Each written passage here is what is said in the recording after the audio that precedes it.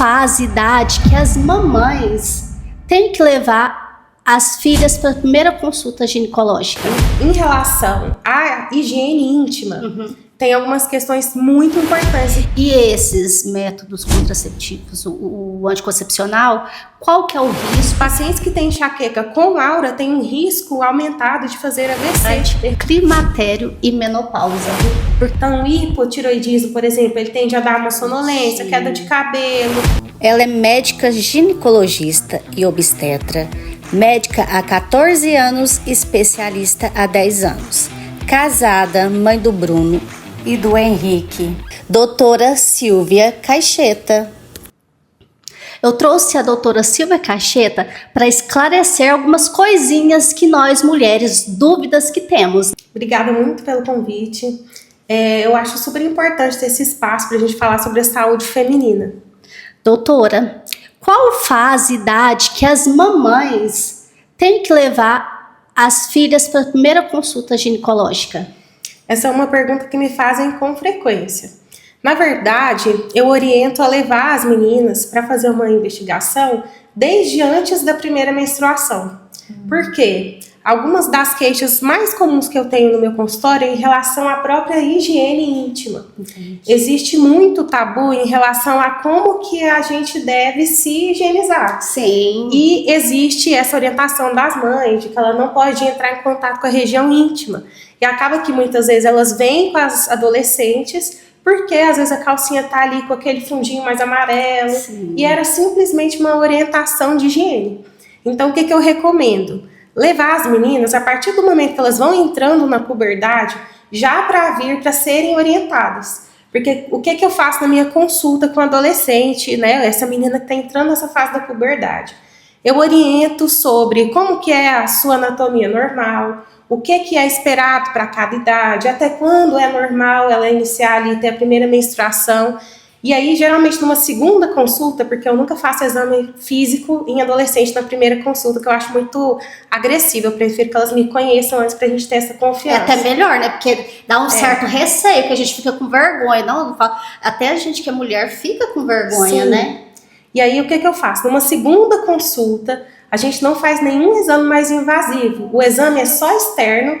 E eu explico para ela, pela anatomia dela mesma, onde que é que ela tem que se higienizar para que não tenha esse fundinho amarelinho na calcinha assim no final do dia. Eu explico que existem os corrimentos normais e os corrimentos que são patológicos. E que esse, às vezes, mais amarelinho no fundo da calcinha, muitas vezes, é justamente de uma áreazinha entre o pequeno lábio e o grande lábio que as adolescentes não limpam. Olha, então, eu resolvi trazer ela por causa disso. A gente tem umas manias, as mães, eu falo, que tem um certo receio de levar adolescente, porque pode estar querendo mostrar que vai ter uma relação sexual e não é isso, é um autocuidado, né? Muito importante a gente saber direitinho como que é a limpeza higiênica, como que é a fase que ela vai entrar para a adolescência, né, doutora? Sim, e uma orientação muito importante é justamente de que, mesmo que eu tenha essa saúde sexual que deve ser orientada antes mesmo da primeira relação, o fato de que eu oriento, eu não estou estimulando o início da vida sexual. É muito mais provável que ela tenha uma vida sexual com qualidade e segurança quando ela tem essa informação antes de estar exposta a isso. Sim. Então faz parte, sim. Mas não sempre. Então, eu vou tateando muito em relação a cada paciente que eu atendo para ver se é o momento. Porque, por exemplo, se chega uma menina de 12 anos e que ainda não tem essa questão levantada pela mãe, talvez naquele primeiro momento, até porque ela vai desenvolver a consciência e a confiança comigo, eu deixo para um segundo ou terceiro momento para a gente falar sobre isso. E esse primeiro momento eu foco nela, na saúde e na higiene que ela precisa entender que ela tem que ter. É porque é o principal, que é o começo da vida, né? Sim. Então, doutora, e quais são os primeiros critérios que você ensina para elas? Em relação à higiene íntima, tem algumas questões muito importantes e que mesmo mulheres adultas fazem, perpetuam e que inclusive são maus hábitos e que causam infecções de repetição. Gente, esse mau hábito que ela tá falando é porque vem de geração por geração. Então, nossa mãe ensinou de uma forma e ela ensina de outra, que é a forma mais correta a fazer. Isso. Então, assim, primeira orientação. Quando a gente vai falar do órgão genital feminino, a gente tem a parte externa, que é ali grande lábio, pequeno lábio, e a parte mais interna, que é realmente a vagina. Sim. A cavidade vaginal, a gente nunca, meninas, nunca, a gente deve lavar. Então, essa história, por exemplo, de ducha vaginal, isso é nunca. E essas meninas, elas ficam num pavor tão grande de tocar aquela região para se limpar, porque a mãe disse que não podia encostar, que elas acabam limpando para menos. Então, onde que é que eu tenho que lavar? A minha higiene, ela é externa à vagina, nessa região, entre pequenos lábios, entre ali a região que a gente chama ali de rima vulvar, que é naquela área dentro do pequeno lábio. Agora, dentro da vagina, nunca. Inclusive, eu tenho pacientes que têm infecção de repetição porque tem relação sexual, faz ducha vaginal depois da relação, porque se incomoda às vezes com a secreção, e fica tendo infecção de repetição. Por quê? Porque ela teve aquela flora dela totalmente alterada pela ducha vaginal. Então, a primeira questão é essa. A segunda, precisa usar algum sabonete íntimo obrigatoriamente? Pela lógica, vamos pensar que se a gente precisar de um sabonete íntimo para todas, a gente tinha várias pessoas com muitas alterações genitais. Sim. Porque não somos todas nós que usamos sabonete íntimo. Então, não existe essa necessidade de usar sabonete íntimo para dizer que eu fiz a minha higiene correta. Pode ser o mesmo sabonete que eu usei para o meu corpo. É porque tem muito isso também. Eu já ouvi falar que a gente tem que usar sabonete íntimo. Sabonete certo para cada área do corpo, que é o rosto facial e o íntimo mesmo, mas não é necessário. Não tem necessidade. Inclusive, a utilização de sabonetes íntimos com frequência pode alterar o pH da região genital e também predispor a infecções genitais. Olha, não sabia. Que eu achava que tinha que ser esse mesmo, específico. Doutora, e qual a idade média para começar o primeiro exame ginecológico Papa Nicolau? Essa pergunta é super importante e bastante atual. A gente teve uma orientação que foi recente, de agosto do ano passado, que são das diretrizes de prevenção de câncer de colo uterino. E às vezes a gente tem uma confusão de quando que a gente inicia. Se é na primeira relação sexual ou se tem uma idade mínima também para iniciar. Por isso que essa pergunta é muito importante. Então vamos lá, as recomendações atualizadas de 2025. O período certo para a gente fazer a nossa investigação para prevenção de câncer de colo uterino é dos 25 aos 64 anos. Então, a mulher que iniciou vida sexual antes dos 25 anos não tem necessidade de coletar o Papa Nicolau. Isso não quer dizer que ela não deva ir a ginecologista, porque ela precisa de orientação. Mulheres com vida sexual ativa, o ideal é fazer testagens anuais para pesquisa de infecções sexualmente transmissíveis. Então, ela continua tendo indicação de ir. Agora, o Papa Nicolau, não. Dos 25 aos 64 anos. E qual que foi a atualização? Seguindo as recomendações americanas, agora a gente colocou junto ali a pesquisa do DNA HPV. Por quê? A história natural entre eu ter o câncer ali de colo uterino e eu ter as primeiras lesões, antes disso eu tenho a infecção pelo HPV em mais de 99% dos casos. Então, se eu faço uma investigação de HPV que é negativa, pelas nossas diretrizes, numa população geral, eu posso ficar até 5 anos sem uma nova coleta. Eu posso espaçar, porque eu sei que eu não tive esse contato. Importante ressaltar que nesse tempo, se a mulher mudou o comportamento sexual, então ela não está mais com uma relação com um parceiro fixo, se ela mudou, eu recomendo que ela volte antes, porque ela pode ter ela pode ter sido exposta novamente. Mas se ela manteve ali a parceria sexual, 5 anos para cada coleta com HPV negativo, até os 64 anos. Então, com essa nova orientação, o que eles dizem? Vamos dizer que ali com 60 anos, ela fez uma pesquisa de HPV negativa. Então, se ela não tiver essa mudança, ela nem precisa fazer mais coleta do HPV. Nossa. Porque vai passar dos 64. Entendi. Agora tem populações especiais. mulheres que têm imunossupressão, que é aquela imunidade diminuída, principalmente mulheres portadoras do vírus HIV, mulheres que usam imunossupressores, por exemplo, por alguma doença imunológica ou porque foram transplantadas de órgãos sólidos, aí a recomendação muda. Nessas mulheres, a orientação é começar assim que inicia a vida sexual, mesmo que seja antes dos 25, e a testagem, ao invés de ser 3 anos, de 5 anos, ela passa a ser de 3, para que ela seja vista com maior frequência. Entendi. Mamães, é muito importante levar suas filhas no ginecologista assim que ela começa a fase mesmo da menstruação, né? Porque realmente a gente acha, é muito ruim levar, porque a gente vai achar que elas vão começar a relação sexual, mas é muito importante para a vida. A vida como um todo, porque saúde sexual, independente de ser a saúde feminina como um todo, ela é um direito de todos. Então, se eu tenho noção da minha saúde como um todo, eu tenho muito mais qualidade de vida, inclusive. Sim. E vamos falar de métodos contraceptivos. Doutora, quais são os mais usados e os mais eficazes? Os mais usados, com certeza, são os métodos orais. Hoje no mercado, a gente tem várias possibilidades. A gente tem os orais, que podem ser com ou sem pausa. A gente tem os injetáveis, que podem ser mensais ou trimestrais. O adesivo, que é colocado 1 por semana e a paciente fica 1 semana sem para menstruar. O anel vaginal, que é colocado um anelzinho vaginal, fica 3 semanas, tira 1 semana para menstruar. Os dispositivos intrauterinos, que podem ser hormonais ou não hormonais. Os não hormonais tem o de cobre e o de cobre prata. E os hormonais eu tenho os DIUs Mirena e o DIU Kailina. Então, assim, além de todos esses, e respondendo a sua pergunta, o mais eficaz de todos, que eu fui numa ordem de eficácia, é o implante hormonal de etonogestrel. Por quê?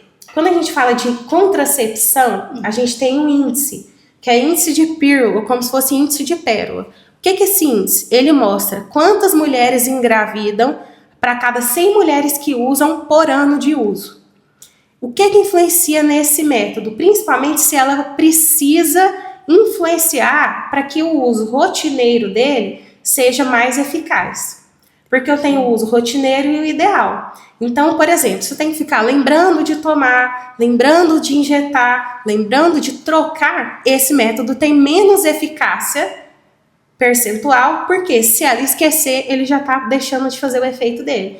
Então, nessa sequência, os DIUs, principalmente os hormonais, porque o hormônio em si ele tem um efeito adicional, e o implante hormonal, porque aí realmente ele nem sai do lugar, esses são os métodos que, sem dúvida, são os mais eficazes do ponto de vista contraceptivo. Sim, mas a maioria das mulheres usam o anticoncepcional mesmo, oral, né? Por uma questão de ser, assim, disponível no SUS, Sim. que no SUS a gente tem o oral e a gente tem o injetável trimestral e mensal. Então, no SUS tem muito isso. As pessoas, eu vou te falar que elas gostam também, principalmente na fase mais inicial, assim. Elas gostam de saber que não estão grávidas e elas gostam de fazer um método que faz pausa. Isso. Então, por isso também que tem essa... E outra coisa, às vezes, até as adolescentes, as mães preferem ter a pílula. Sim. Porque elas estão dando a pílula para a menina. Estão vendo certinho, né? Tem esse lado e tem as que preferem injetável porque vai dar menos trabalho para elas e ela consegue levar a menina para fazer aquela injeção 1 vez por mês, ou 1 vez a cada 3 meses. Entendi. E esses métodos contraceptivos, o anticoncepcional, qual que é o risco? A maioria toma sem orientação, né? Um pouco por medo das mães também. Então, qual que é a melhor forma de usar? Ó, quando a gente vai decidir a melhor contracepção, qual é a primeira pergunta? É essa que eu falei. Vai tomar certo? Eu consigo lembrar? Eu tenho medo de agulha? Eu não quero nada muito invasivo? Me dá gastura aquele implante ali no meu braço? Primeiro eu tenho que ver o geral do que ela gostaria. Segundo, existe alguma contraindicação àquele método? Vou dar um exemplo. Pacientes que têm epilepsia fazem uso de anticonvulsivantes.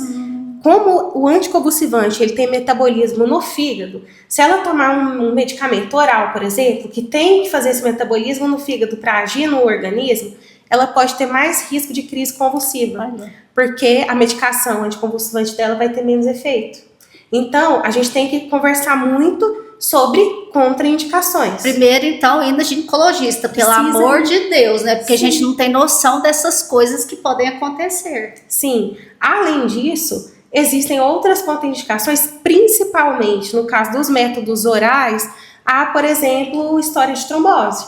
Então, pacientes, por exemplo, que têm trombofilias, que são doenças que podem ser genéticas, hereditárias ou adquiridas, que aumentam o risco de trombose, essas mulheres não devem usar estrogênio, que é o mais comum nos anticoncepcionais que a gente usa para pausa. Entendi. Mas elas podem usar a progesterona isolada, que a gente hoje tem só o desogestrel e tem a drospirenona isoladas. Então ela pode usar esses dois, mas ela não pode de jeito nenhum usar o oral combinado. Outra contraindicação super comum para o anticoncepcional oral combinado é enxaqueca com aura.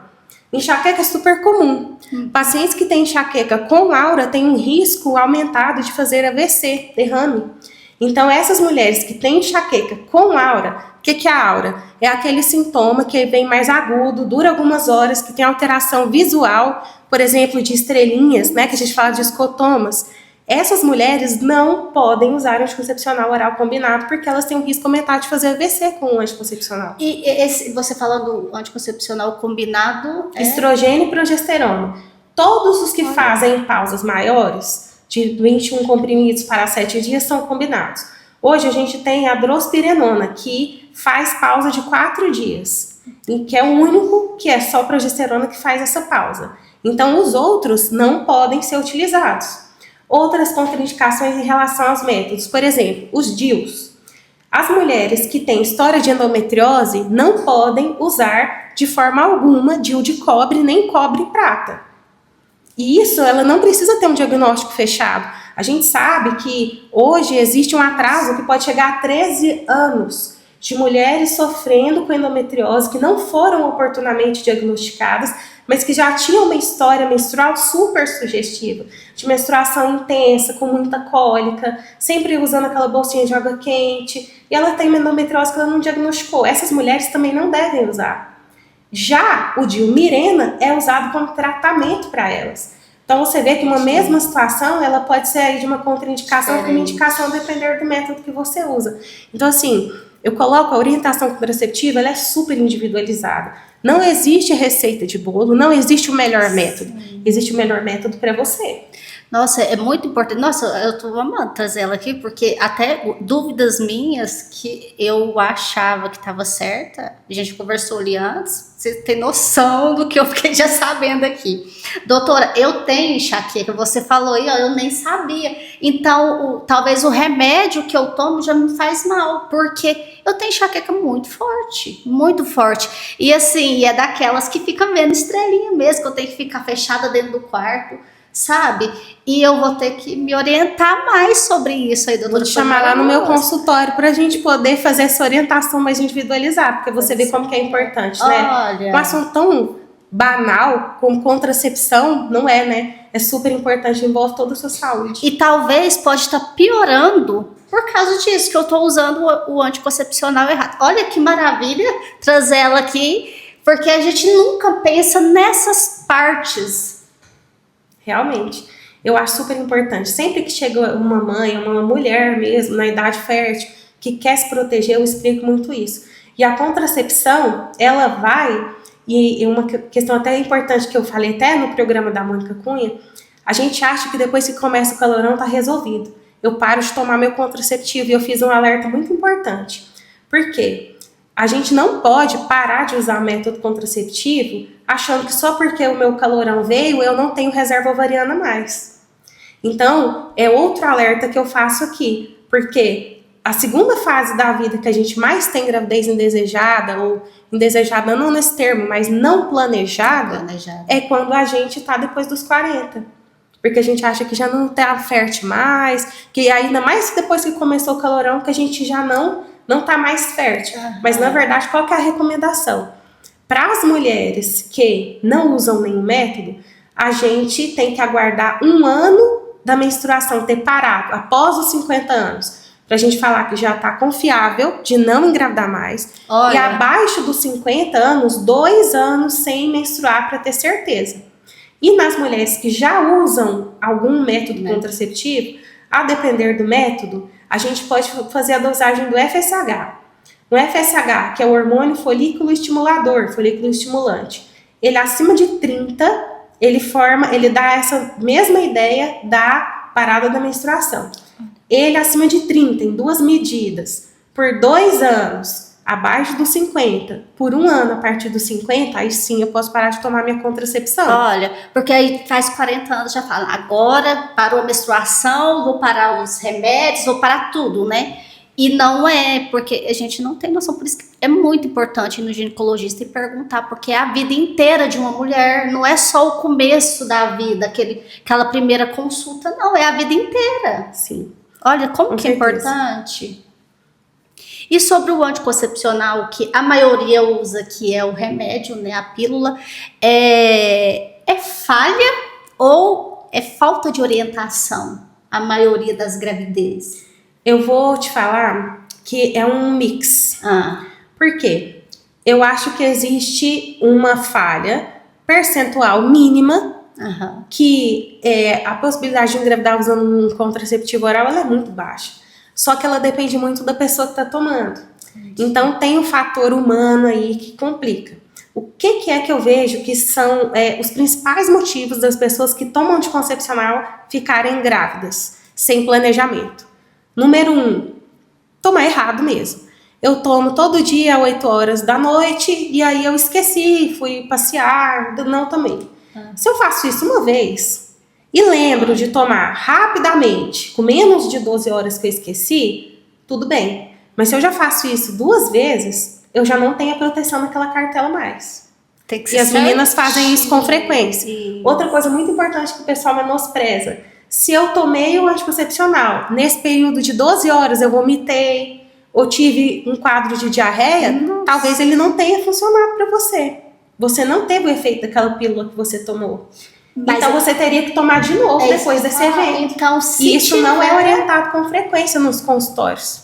Ela pensando que aconteceu isso com ela ontem. Ai, Jesus. Corta que ela tá lembrando. Faz aquele corte. Ai, que maravilha olha, ela já tá sabendo como que é agora. Eu tô lendo as pessoas. Outra coisa super importante, que até uma pessoa bem próxima a mim engravidou. Tô muito feliz pelo neném. Mas não foi uma gravidez planejada.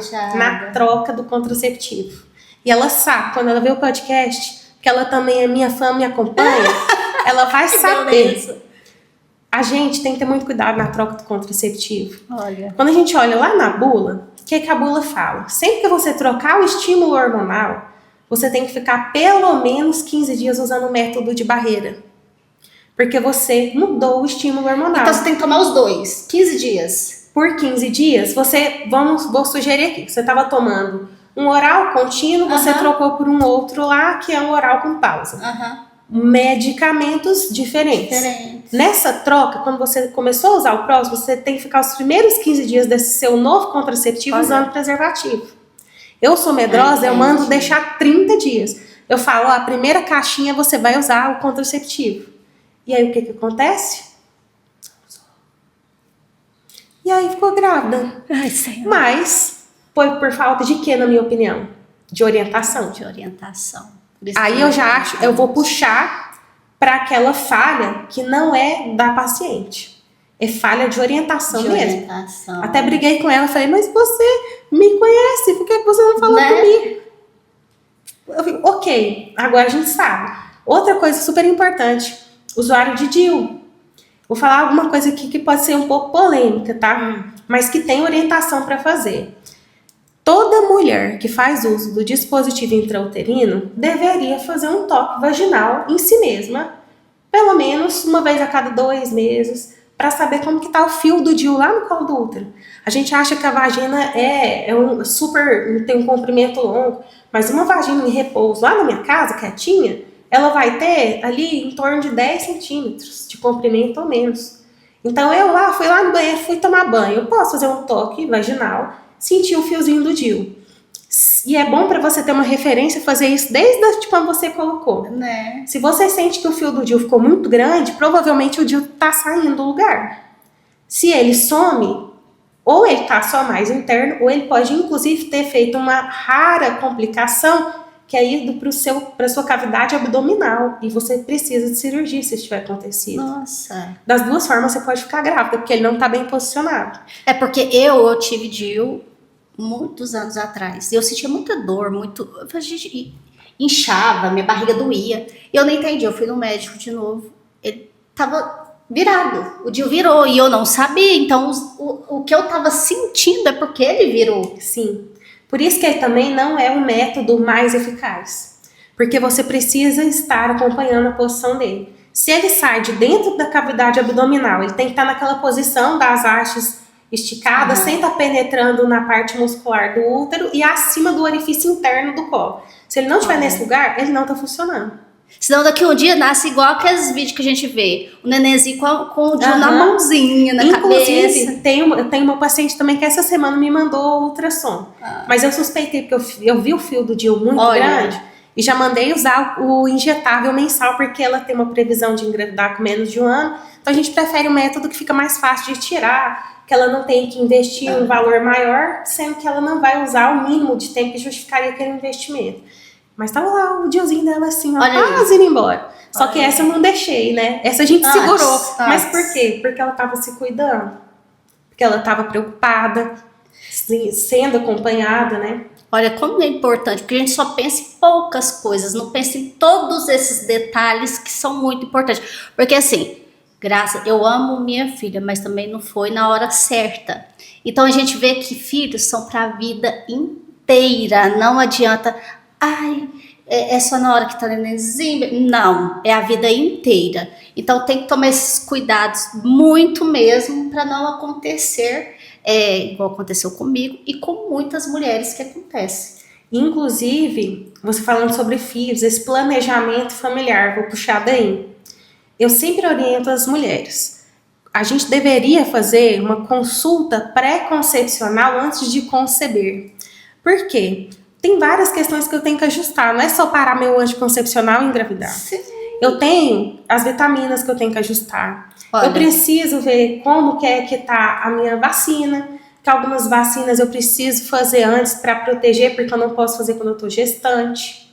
Algumas outras orientações têm a ver justamente com cuidados com o colo uterino, já fazer aquele exame ali anterior. E suplementação pensando no desenvolvimento, principalmente neurológico fetal. Sim. Que o certo seria a gente usar o metilfolato, que é a forma ativa do ácido fólico, 3 meses antes de engravidar. A mulher tem uma noção que ela vai parar de tomar o método contraceptivo e às vezes vai demorar muito para ficar gestante. Mas esse relógio só Deus tem. Para quem acredita nele, só Deus tem. Então, assim, não sei, eu posso parar agora e engravidar daqui 1 semana. DIU, eu posso tirar e engravidar amanhã. Não, e você pode estar tomando e achar que não está grávida e está grávida também. Então, assim, a minha recomendação sobre contracepção é: decidiu que quer engravidar? Marca uma consulta contraceptiva, vamos fazer todos os exames, investigar a base, melhorar a suplementação, preparar caminho para o neném, para tirar a contraceptiva e engravidar no momento certo. E doutora, o corpo precisa do descanso de qualquer método contraceptivo ou não? Pode continuar tomando? Como que é? Essa é um outro tabu, né, Gi? Pois é. Geralmente, essa questão de parar o anticoncepcional para sentir o corpo ficando limpo é mais uma mania e um tabu do que uma necessidade. Sim. Inclusive, tem estudos mostrando que as mulheres que usam contracepção prolongada, contínua, têm menor risco de câncer de endométrio do que as mulheres que fazem pausa. Por quê? Porque eu estou estimulando a renovação celular menos vezes ali e renovando e joga fora e renova novamente dali do meu endométrio. Numa dessas que eu estou ali menstruando, uma célula pode voltar de uma maneira alterada geneticamente e iniciar uma proliferação que pode gerar um câncer. Então, as mulheres que usam contraceptivo, que seja combinado, que seja só progesterona, mas contínuo, tem menos risco de câncer de endométrio. Então, não tem isso. Eu entendo, igual eu falei, que até depender da faixa etária, a mulher gosta mesmo de saber que não está grávida. Sim. É de parar, usar o método contraceptivo, fazer a pausa, ver que não está grávida e continuar.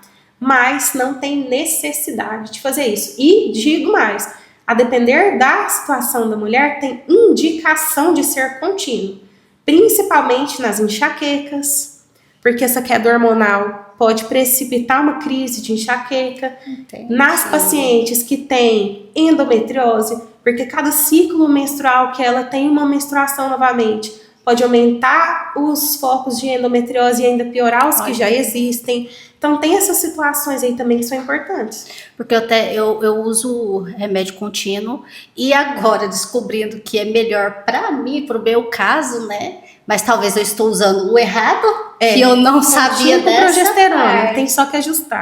Tem que ajustar. Mas eu tenho que passar pela doutora ainda, não é só essa conversinha aqui, igual vocês estão vendo, só não assiste só esse episódio e acha que tá tudo bem, não. Tem que ter acompanhamento, sim. Então, eu acho assim que a gente tem que parar de tomar as coisas sem necessidade primeiro e sem ter uma consulta ginecológica para entender mais o nosso corpo, para depois começar a vida que eu falo de mulher, né? Porque a gente já começa na adolescência, mas é mulher, a gente já nasce mulher. E a gente é ensinada e doutrinada para ser mulher desde sempre, né?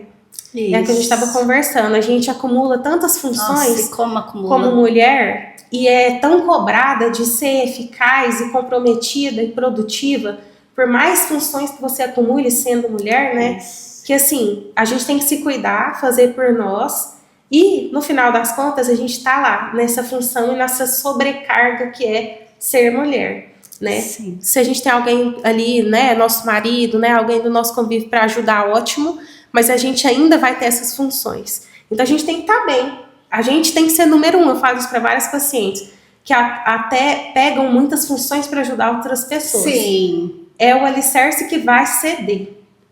Então a gente tem que estar em primeiro lugar, porque já que a gente é alicerce, a gente tem que estar bem, né? É verdade. E às vezes as pessoas acham que a gente tem que ser Mulher Maravilha, e não existe isso, né? A gente cansa. É um cansaço difícil para a mulher, porque igual a gente estava conversando mais cedo, é filho, é esposo, é família, tanto do esposo quanto a da gente, trabalho e fora as outras coisas que a gente faz também. E casa, que é um serviço cansativo e as pessoas acham, não, a pessoa que trabalha em casa não trabalha. Gente, é o pior que existe. Gerenciar uma família e na família tá tudo isso é difícil.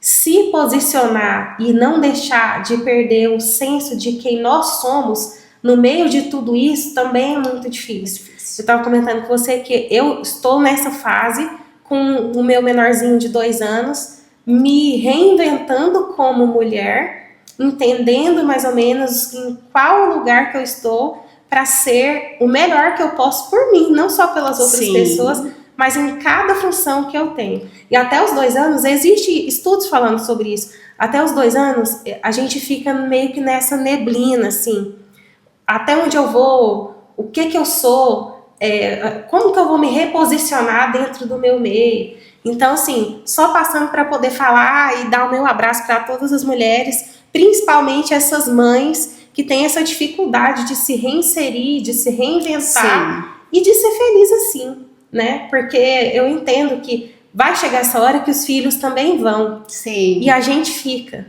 Minha mãe fala muito isso pra mim. É muito. Uma hora os filhos vão e a gente fica, ela fala muito.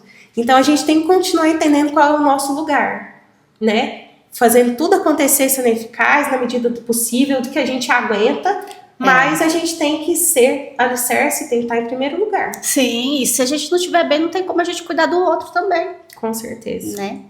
E a menstruação é só para engravidar ou ela vai além disso?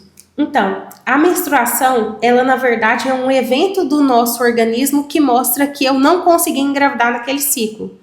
Então, a menstruação, ela inicia um novo ciclo por isso. Meu corpo, assim que eu começo a menstruar, ele já está preparando a próxima ovulação para ver se eu vou engravidar naquele ciclo. Por isso que quando a gente vai diminuindo a nossa reserva ovariana e vai diminuindo a quantidade de folículos, eu já começo a ter a minha menstruação irregular e aquela orquestra hormonal que estava sendo feita para minha gestação começa a não funcionar mais. E aí eu começo a entrar na fase do climatério. O evento de parar de menstruar, então, que é a menopausa, ela é esse evento de 1 ano que eu fiquei sem menstruar. Mas o climatério já começa dessa parada de produção de folículos, que eu já começo a ter vários sintomas em que a minha menstruação vai indo embora justamente porque eu não tenho mais possibilidade de ficar grávida. Olha, a gente não sabia disso tudo, né? Tanto que é importante ter uma conversa dessa, gente. E para as mulheres que usam métodos contraceptivos, qualquer um, né? Contínuo, né? Que é o meu caso. A gente tem que fazer a pausa, igual a gente estava falando antes, ou pode continuar tomando, que esse que é o real motivo do remédio contínuo, continuar ou dessa pausa? A pausa, muitas vezes a gente faz, eu estava até falando que a gente tem um termo dentro da medicina que é off-label. Às vezes não está escrito na bula, mas a gente faz pela prática. Que é, em alguns casos, os métodos que são contraceptivos contínuos, uma pausa de 4 dias para reiniciar de novo e continuar ali 4 meses. Mas é principalmente para evitar o sangramento por atrofia que os métodos contínuos fazem ter. Então, se é uma mulher que não tem esse padrão de ficar tendo os escapes ou spottings que a gente fala, que é aquele sujinho, marronzinho na calcinha de vez em quando no uso contínuo da cartela, não tem necessidade de fazer essa pausa de 4 dias.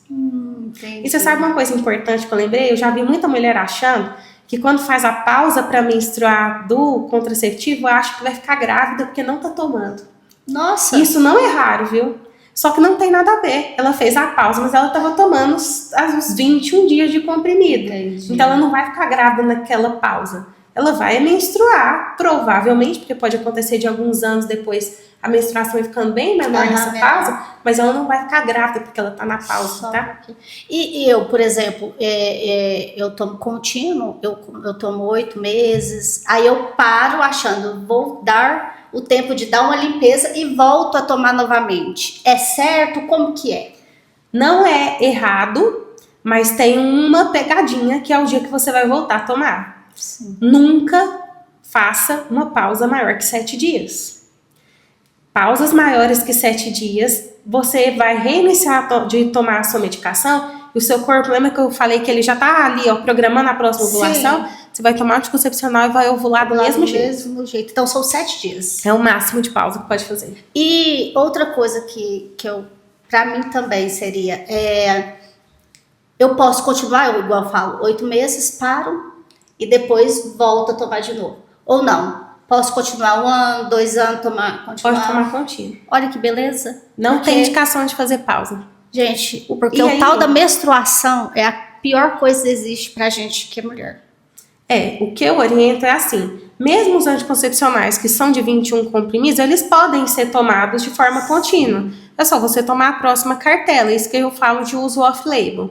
Mesmo esses, não tem problema você tomar contínuo. Contínuo. É o que eu tomo. Eu tomo contínuo o remédio normal, mas eu tenho esse certo pensamento, eu vou parar para fazer essa limpeza. Então, não necessita fazer essa limpeza. Não está limpando nada. Que maravilha. Bom saber, porque a gente não gosta de menstruação, não. A gente só deixa porque vem mesmo. Não tem como, né?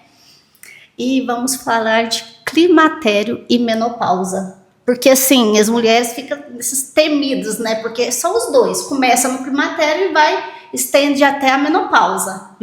E eu já tenho 35 anos. Eu já sinto esses calorões, muitas coisas do climatério, que eu já estudei um pouquinho sobre isso. Pela minha idade, é normal sentir isso? Realmente eu estou entrando no climatério? Como que é? Então, o que é o normal? O climatério ele vai começar nesse momento em que a minha reserva ovariana ela diminuiu e que por isso eu já tenho oscilação hormonal.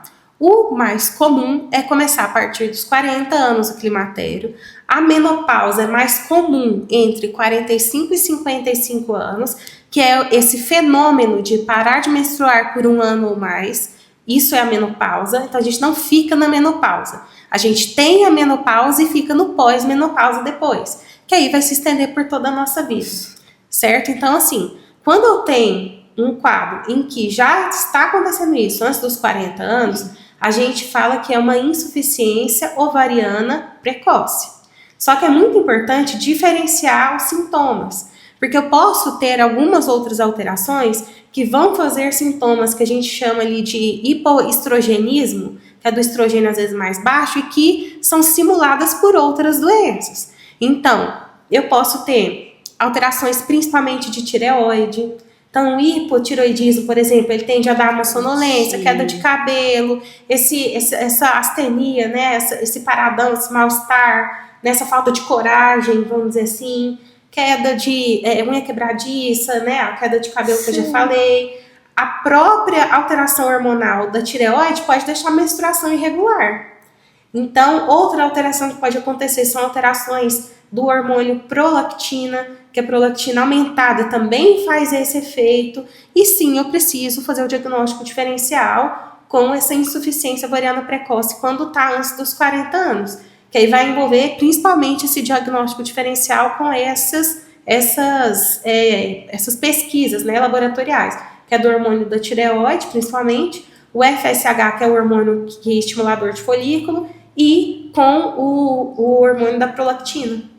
Porque muitas pessoas conversam comigo também, mais mulheres, né, claro, elas falam muito, até eu vi muito isso. Eu cheguei aos 35, meu cabelo tá caindo muito, já caía, né, sempre foi o normal dele cair, mas agora tá 3 vezes mais do que ele caía. Pode ser... Tireoide. Nossa, eu nem sabia, porque tudo que eu te falei dá certo com tireoide. E eu achando que era outra coisa. Eu tô achando que você adiantou sua consulta. Tudo que a gente tá falando tá batendo, ainda bem que tá servindo para te ajudar. Olha, porque eu achei que eu estava entrando no climatério, igual, quando ela chegou até falei sobre, eu achei que eu estava entrando no climatério e eu tenho 35 anos. Eu falei, 35, né, tá encaminhando. Mas pode ser outra coisa, não tem nada a ver do que eu estava pensando. E uma questão muito importante, porque assim, faria qual diferença eu entrar antes dos 40, antes dos 45? Faz muita diferença. O nosso corpo, o corpo feminino, ele é formado para funcionar com o hormônio. Sim. Com o estradiol, com a progesterona, em menor parcela, com a testosterona também, que também tende a cair mais numa fase mais tardia desse climatério. Então, é super importante que a gente faça investigação, porque o estrogênio ele influencia na minha saúde cardiovascular, na minha saúde neurológica, cognitiva, ele influencia na minha saúde óssea. A gente sabe que mulheres que entram na menopausa, seja menopausa precoce, seja essa insuficiência ovariana prematura, elas têm risco maior de fratura ao longo da vida. Olha, tem risco maior de demência, tem maior frequência de doenças cardiovasculares e eventos cardiovasculares, AVC, infarto, que também era uma questão lá daquele estudo que eu falei para você, do WHI, que eu acredito que a gente vai falar mais para frente um pouquinho. Lá no estudo, eles consideravam que também aumentava o risco cardiovascular para a mulher na terapia de reposição hormonal. A gente tem sim que ter cuidado com algumas mulheres que já tiveram eventos cardiovasculares, que são esses que eu citei, com mulheres hipertensas que não estejam controladas, mas de uma maneira geral, a terapia de reposição hormonal ela vai ajudar em tudo isso. Eu tinha até a pergunta sobre o estradiol e a progesterona, né? Mas a gente já está falando sobre isso, então já vou acrescentar. Muitas mulheres têm medo, porque a gente já com o tempo vai diminuindo, né? Porque a gente tem, mas vai diminuindo esses hormônios na gente, né? Uhum. E a gente precisa repor esses hormônios e, igual eu estava falando, muitas pessoas têm medo de câncer. Me fala mais, explica mais para essas mulheres que precisam ter esses hormônios de volta, né? Mas não sabem. Então, a gente tem bem certo que a terapia de reposição hormonal é super benéfica nesses quesitos que eu falei principais, neurológico, ósseo, cardiovascular, mas a gente sabe que realmente tem contraindicações. Sim. Quando a gente vai decidir por uma terapia de reposição hormonal, uma das coisas que antigamente era muito complicado e tem muito esse tabu é sobre o câncer de mama. Sim. Então, em relação aos cânceres, a gente teve uma atualização bem recente também. Antigamente, o estudo que indicou a terapia de reposição hormonal, que avaliou a terapia de reposição hormonal em um número maior de pacientes, que chama estudo WHI, ele foi feito há mais de 20 anos e ele falava que o uso da terapia de reposição hormonal aumentava o risco de câncer de mama e aumentava o risco cardiovascular. E aí, com o passar dos anos, com estudos mais acurados, estudos prospectivos, que é aquele que você pega a paciente e acompanha para acompanhar mesmo os efeitos de longo prazo dessas medicações, foi visto que aumentava, não tinha essa relação de aumento de câncer de mama, porque esse estudo que foi feito, o WHI, foi feito com mulheres mais velhas, com uma dose só oral e mais específica de hormônio, e que, a depender da dose, da idade que fosse iniciado, da janela de oportunidade, que é até 10 anos da menopausa e até os 60 anos para iniciar a terapia de reposição hormonal, eles viram que, na verdade, não tinha esse risco. Então, foi mais de 20 anos com medo, tanto da parte médica, assistencial, quanto da parte das mulheres, de receber esse tratamento. Olha. Então, o que hoje a gente tem bem estabelecido? Janela de oportunidade. Até 10 anos da menopausa, até 60 anos de idade. Tem alguma contraindicação? Quais são as contraindicações mais comuns? História de evento cardiovascular, então alto risco cardiovascular. Quando a gente recebe a paciente no consultório, a gente pergunta, a gente tem uma calculadora específica para calcular esse risco. Então, o que vai incluir lá? Hipertensão, que é de difícil controle, antecedente de infarto, de AVC, né, de derrame, também não pode usar. História pessoal de câncer de mama. Se a mulher teve câncer de mama, ela não pode usar terapia de reposição hormonal. Se a irmã dela teve, ela pode.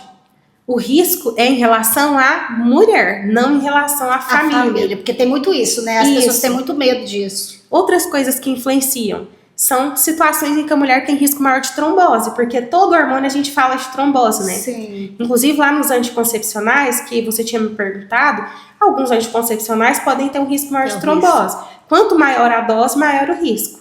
Mas o mais importante é quando o anticoncepcional é associado a mais algum fator de risco. Então, por exemplo, eu atendi uma paciente da Austrália no mês passado e ela usava um anticoncepcional que é o que tem maior dose de hormônio. Quase surtei. Aí falei para ela, poxa, você podia trocar esse hormônio, né? Porque ele tem uma dose muito alta, você vai fazer uma viagem super comprida e tal. Mas ela não tinha se organizado, ia ficar poucos dias na cidade e falou que quando voltasse ela ia colocar um DIU. Mas existem algumas composições de hormônio que tem esse risco aumentado e a imobilidade prolongada. Então o pessoal que vai viajar, que vai de avião, que vai de carro, vai ficar muitas horas viajando, o certo é parar, cada 1h30, 2, andar um pouquinho, porque esse risco associado aumenta o risco de trombose. Nossa. Na terapia de reposição hormonal, quais são as outras coisas que aumentam esse risco? Obesidade, tabagismo. Então, são duas coisas principais que eu não vou te dizer que é contraindicação absoluta, mas a gente tem que ajustar a via de administração, porque a gente pode usar um anticoncepcional, né? Tanto anticoncepcional quanto a terapia de reposição hormonal, a gente tem os orais. No caso da reposição hormonal, a gente tem os transdérmicos, que é adesivo, spray, tem também os implantes hormonais, que esse eu recomendo que tenha um pouco mais de cuidado. Existe um medo dentro da sociedade médica em relação aos implantes e tem uma orientação assim, bem enfática de que isso deve ser acompanhado pela Anvisa, porque um implante hormonal, que a gente fala que são os pellets, né, que são produzidos por manipulação, não tiveram toda a testagem que o medicamento que está comercializado tiveram para ter liberação da Anvisa para estar aí. Então, e eles são muito erráticos. Eu, como médica, posso prescrever uma combinação, você prescreve outra. Então, eles não têm esse cuidado que houve naquela liberação da medicação que é comercializada. Então, não é que exista contraindicação, mas, inclusive, quem prescreve tem recomendação de fazer um preenchimento de formulário no site da Anvisa para eles saberem acompanharem como estão esses pacientes. Não é tão tranquilo como às vezes fica parecendo, sabe? Fica, né? O chip da beleza. Né? Então, assim, em relação a essa questão da terapia de reposição hormonal, tenho muito bem a falar.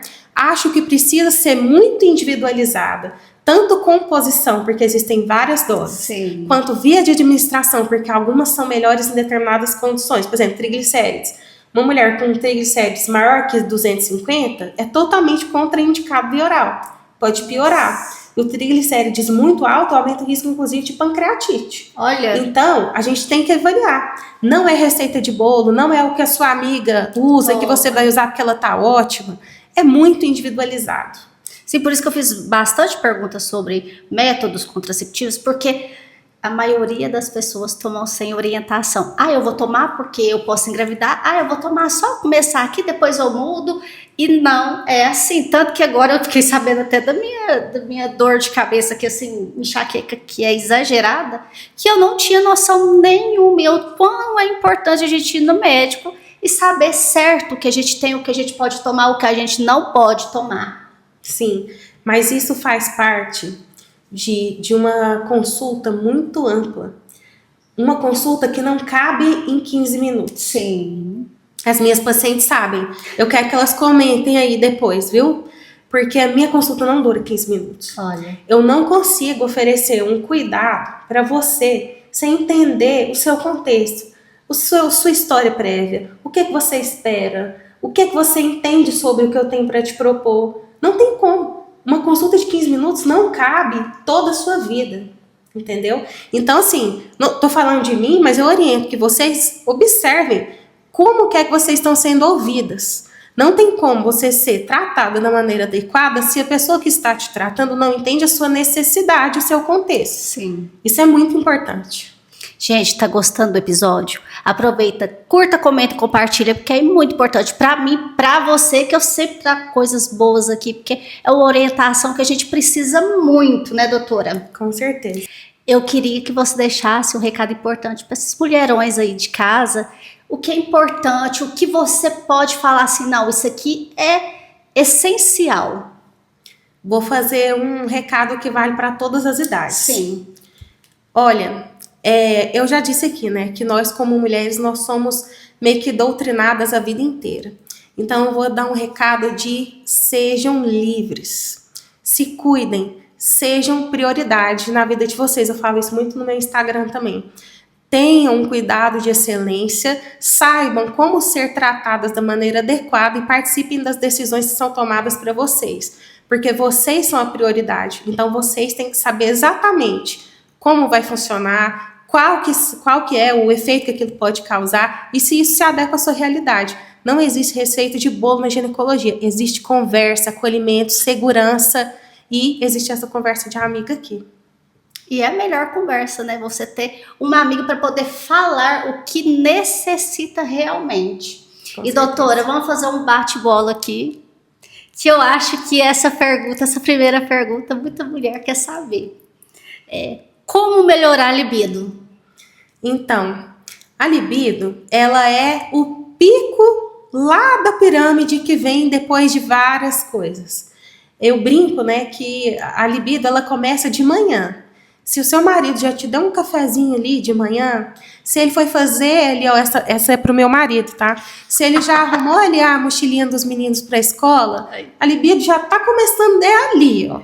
Então, eu acredito o seguinte, existe uma questão que é muito particular hormonal, Sim. que a gente sabe, mas não adianta eu repor hormônio numa situação, num contexto que não predispõe a mulher a querer ter aquela relação. Sim. Então eu acho assim, e na menopausa isso é super importante.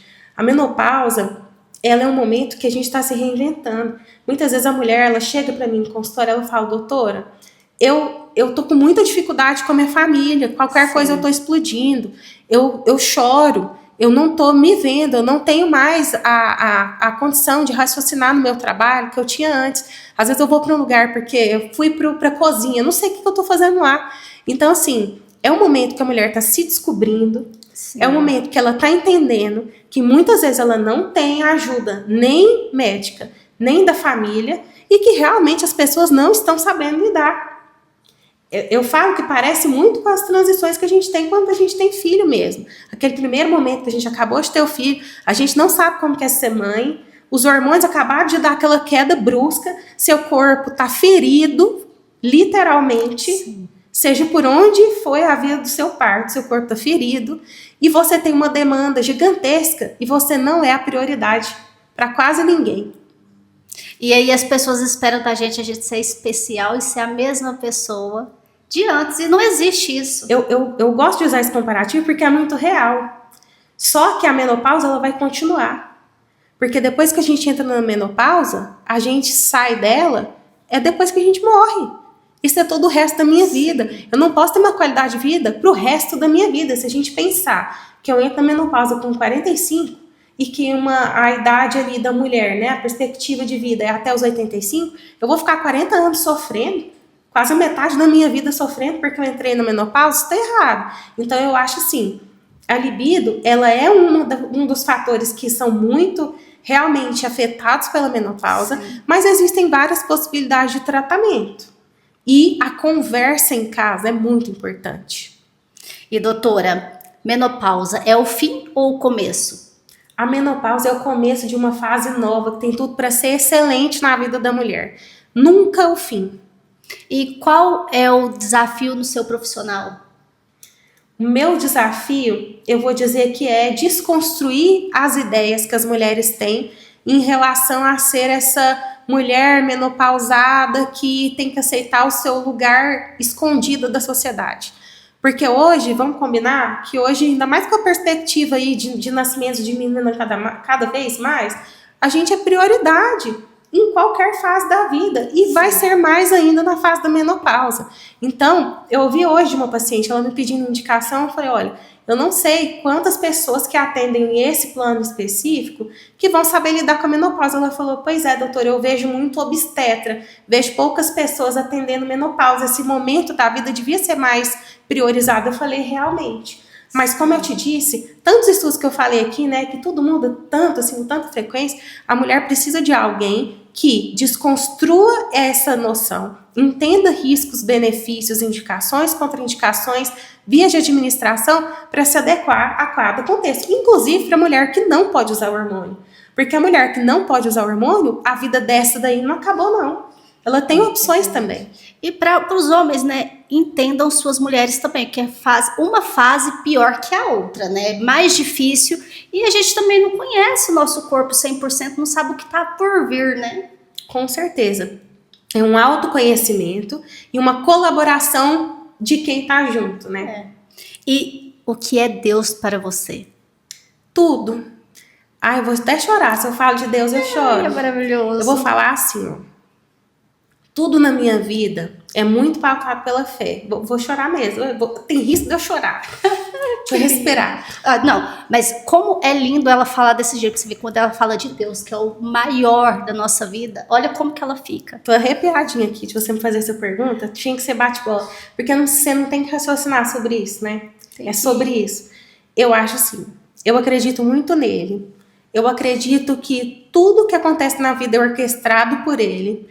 Nem sempre quando acontece alguma coisa que a gente não queria, é porque ele fez por mal, mas ele esperava alguma coisa a mais da gente pra gente aprender naquele momento, pra chegar a alguma coisa melhor. E doutora, onde te encontrar nas redes sociais? Nas redes sociais eu tenho meu Instagram profissional, que é a doutora Silvia Caixeta. Lá eu falo bastante sobre tudo da vida da mulher, falo desde a fase pré-concepção, fase de contracepção ali também para as meninas que, né, não querem isso agora, essa fase de gestação, porque eu faço acompanhamento de gestações de alto e baixo risco, e a fase da menopausa. Para mim, ginecologia e obstetrícia é isso, eu escolhi porque eu posso estar em todas as fases da vida da mulher. Ai, que maravilha, né? E doutora, gratidão por ter tirado várias dúvidas de nós, mulheres, que eu me incluo também nessa lista, e gratidão por estar aqui, que eu amei ter você aqui. Obrigada por ter me chamado, adorei o convite. Ai, que bom, fico muito feliz. Obrigada.